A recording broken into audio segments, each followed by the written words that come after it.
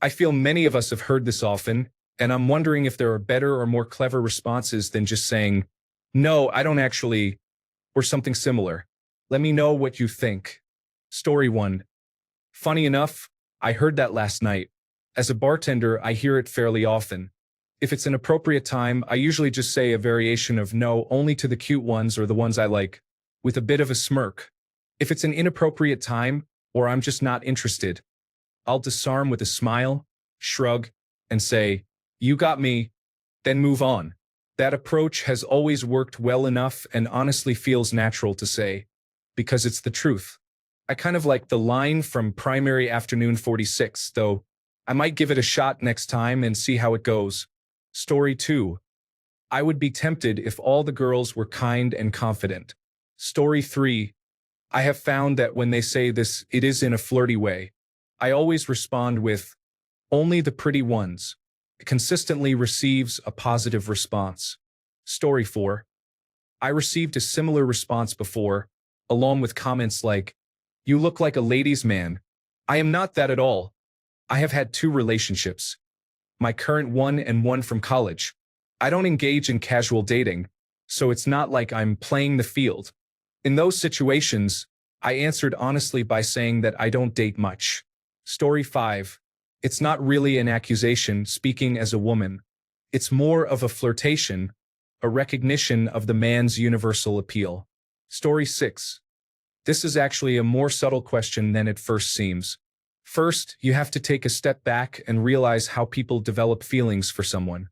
When we meet someone new, we do not know them, so our brain tries to project what we do know onto them. If we see an attractive woman dressed in a smart business outfit, we might think, "Wow, she seems professional, smart, sophisticated, and probably has a lot of drive," or something like that. These assumptions may or may not be true, but they shape how we interact with her. We proceed as if they are true. Over time, we eventually realize that many of those assumptions are not accurate. Women do the same thing. It is a human behavior.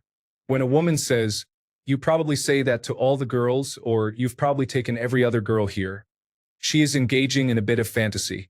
She is projecting the idea that you must have numerous women interested in you, just as she is considering. Women use social validation as one of their main cues for attractiveness. Her thinking that other women like you is her brain's way of convincing her that she is observing other women being drawn to you. Whether you have many women showing interest in you or not does not matter. The important thing is she is telling you what she is projecting onto you. The worst thing you could do is burst this bubble. If you say something shy like, "Actually, I'm very selective and have a hard time finding women I connect with," that will not align with the image she holds in her mind. She may start to question the peer validation she perceives. She could even walk away thinking, "He lied to me." As if it is your fault she projected these attraction cues onto you. What you want to do is help maintain the fantasy. Something like, "Only the ones who get to cut to the front of the line," implies that there is actually a line reinforcing the idea you just planted, and indicates that she is receiving special treatment, implying you like her more than those other women. You do not have to use that statement exactly, but you will get better results if you support the fantasy she is experiencing rather than bursting her bubble. When I was younger, a woman told me, "You must have women trying to beat down your door to date you," and I responded, "Not really. Not a lot of women seem to be attracted to engineers. We're quirky." That was an honest answer, but it happened to be a bad answer, the kind that leads to going home alone. Story 7. That's not true. I have Asperger's syndrome, and for the most part, I avoid unnecessary human contact when possible. Story 8. As a woman, if I asked that and a guy answered with honest curiosity, "Why would you think that?" I would be immediately 10 times more interested. This shows that you care most about her thoughts and how she perceives you, and it also hints that you can't imagine why anyone would think you're a player. Free tip, you're welcome. Story 9. Only the ones with whom I saw a future. The second one can be brushed off or turned into something humorous. Story 10. Many women appreciate that you are attractive to others, so don't act as if she is your only interest. Instead, you can say something like, "Yes, but there has never been one as amazing, beautiful, or special as you." Women don't want to feel like they are your only choice. They prefer to know that you chose them from among many. Story 11. It's fun that you think I'm that smooth, but this is a whole new show. What can I say? You inspire me. Story 12. Am I the only one offended when that question is asked?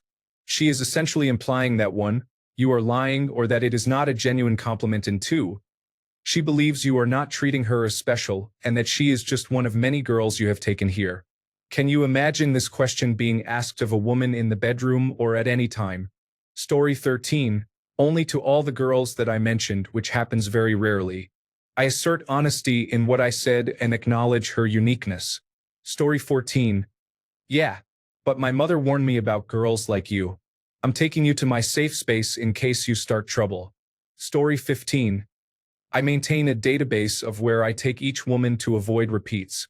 Each person receives a unique experience, but unfortunately, I'm down to xylophone lessons in Zanzibar, so I hope things work out with you. Story 16. My response is usually, okay. If my date seems negative, I won't stop her. It will just be our last date, or I will end the date early. Story 17. Just the pretty ones. It's a backhanded way of saying you're here with me because I like you, and not backing down from the idea that you do, in fact, attract others. Story 18. I do. Do you think I have enough time to sit around coming up with new material when this already works? Don't say that, though. They might not like it. Story 19. Well, whoever these girls are, they'll have to wait their turn because I'm having the most enjoyable time with you.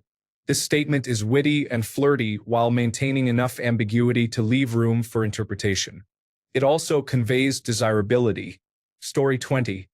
With fishing questions like those, even if they are just being cute, I prefer to answer honestly rather than trying to be clever or avoid the question as if I did something wrong. You probably say that to all the girls? Haha, no, not all of them. I'm not that lazy to use the same line repeatedly. No, there are about 2 more I sometimes remember. Then I do a finger pistol at them. Pew pew. Smile and wink. Oh yeah. Works 60% of the time, every time. Story 21. If you want to be a sexist, the answer is yes because you are all the same. If you want to be a bad guy, the answer is no. They do not deserve this.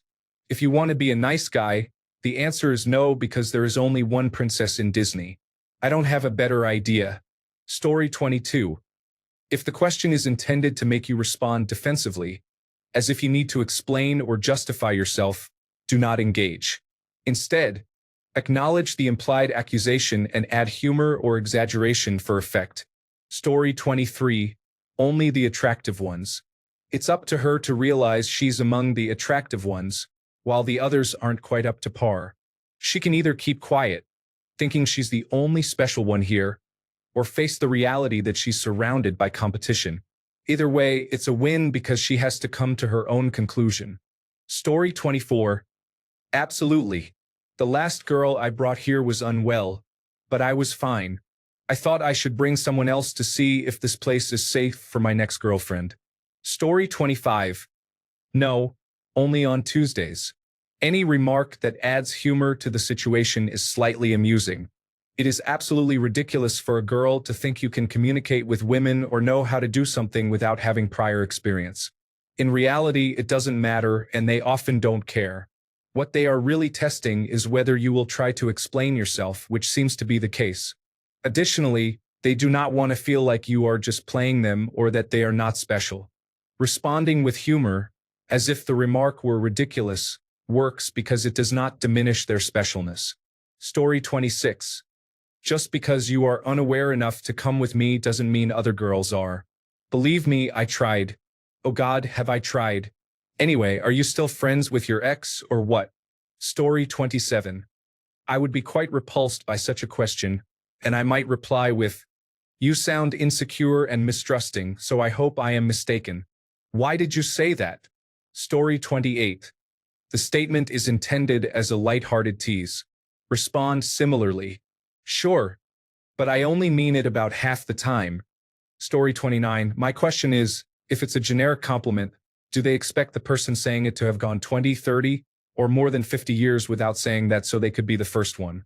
I'm all for original words, but I think it's more important to have honest words. If you liked someone in the past but it didn't work out, should you be allowed to express feelings you have for the current person, even if you express similar feelings for someone you no longer feel for? Story 30. I'm pretty sure most of the girls I tried to chat with when I first became interested in them assumed I had never actually spoken to a girl before, so I didn't really hear it. I sort of taught myself how to flirt in college and became good enough at it to date most of the women I was interested in. However, my style was never using canned pickup lines. It was always very personal, so I never got that question. However, I do have an answer for you that might work. No, only the pretty ones. Story 31. No, I don't. Then start naming every woman you can think of. I never said that to my mother, Gertrude at the office, or to some celebrities. Just keep going until she says, okay, I get it. Story 32. Yes, I do. Why do you think you are so much more different and special from any other women that I need to come up with something unique for you when you are likely to respond to the same approach that every other woman your age responds to? Story 33. What other girls? I've been single my entire life. They will be put off and start thinking there is something wrong with you, but at least I was honest. Story 34. I think it's good that if you're aware of your insecurity, you make it visible in a healthy way that gives me space to respond with something profound and wise. I'm comfortable with this place, and it gives me a real sense of gratitude. So thank you for coming to meet me here. I take that projection as a reflection of my own sentiment and thoughtfulness, and I'm glad you like it too. How is your dog feeling now? Story 35. I would say, it wouldn't be special if I said it to every girl I met, with a smile and a wink. This lets her know that she is special, and the smooth reply adds a playful touch. My best advice for talking to women is not to overthink it. Just roll with it. Story 36. I'm usually honest. I mean, yes, it's a popular local spot and I really like the food and drinks. If they wanted the first date to be special, they wouldn't be making statements like that. Story 37. Heard that before. I said that before, but this time I actually mean it. Story 38. Girls are often fishing when they say this. I want to emphasize that you feel a strong connection and have not reached that level with others. Story 39. It's a passive-aggressive communication style. Counter it with grotesque exaggeration. I've said that to 1,200 girls in the last hour. You are the first one to respond. Always go with the passive nonsense. Never deny or go into a counterattack. For example, ask, do you always ask every boy if they say that to every girl? Do a countertest as well. State something obviously true. If she responds with yes, but, or no because, it's time to run. Argumentative partners are just too draining. Story 40. My go-to is usually Applebee's, but since the ban, I have had to explore other places. They say bottomless margaritas, but just a heads up, they are not being truthful. Story 41. It's funny because I know I am attractive and that women are interested in me, but I prefer to be alone, so I do not pursue any romantic relationships. Story 42. I have a favorite beach for sightseeing and rock collecting. The first time I took my fiancée there, she mentioned that some of her friends didn't enjoy it as much as I hoped they would. Without thinking, I returned to collecting rocks. She then realized how important this was to me and immediately felt bad for teasing me. I guess I reeled her in with guilt. Story 43. I'm just here to read the comments and not keep any of it in mind because I don't flirt with people aside from my friends anyway. It was nice to read. Story 44. Your response is inadequate and you are failing the test by using that approach. In the early stages, you should not make her feel special by giving the impression that you only have eyes for her. This is real life, not a romantic comedy. You make her feel special by making her believe she is currently with the man everyone wants. It's about social proof and your response indicates a lack of it. The appropriate response to you probably say that to all the girls is, of course I do, it works every time. The appropriate reply to you've probably taken every other girl here is, well, I haven't approached Chelsea yet, but I was thinking of scheduling something with her next week. Or true, it's probably time to find a new spot then. The point is you need to learn to agree and amplify. Story 45. When she says it, look down at her lips, then back to her eyes. Then reply, I'm sorry, I didn't hear anything you just said, in a seductive tone. Stop operating in her frame. Story 46. You don't necessarily need a detailed response here. What I will do is agree with her and say something back. I never have any preloaded one-liners. My responses are in the moment. It seems to have worked in this situation too. I'm not that robotic. I have a few variations of the same line. Give me a little credit, Sam. Her asking if I'm talking to other women is a positive sign. It's a form of preselection working in my favor. Women tend to be attracted to men that other women find desirable. Story 47. That is a deal breaker for me. I'm not interested in those other girls. I'm trying to date this girl.